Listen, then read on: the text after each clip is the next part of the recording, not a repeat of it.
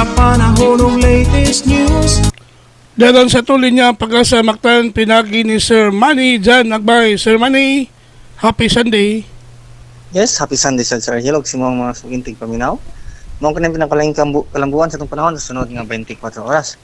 Ang southwest monsoon o kaning habagat ang mo'y naka-apekto karon sa Mindanao ug sa Visayas. Ug gawas ani wala ra kita nakita nga bagyo Relpie nga posible maka-apekto dinhi sa atuang nasod.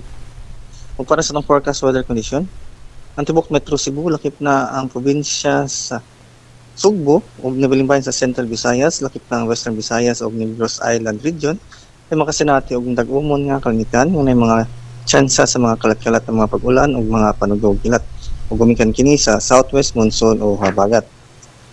Samtang hinay nga to sa kasarangan nga hangin nga oros gikan sa amihan ng kasadpan nga to na sa kasadpan ang puslabi sa tibuok Visayas.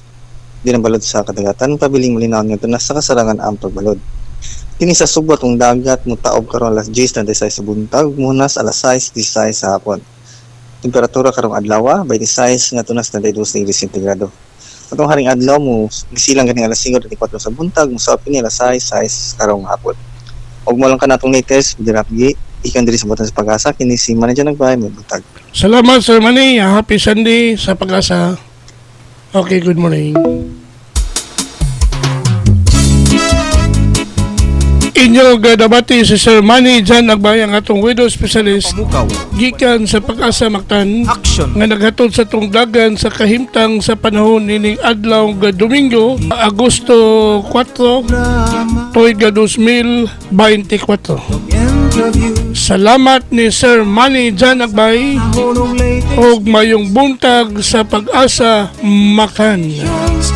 May pamukauban kang kubra in action. Ang tag o paminaon sa'yo sa kabuntagon.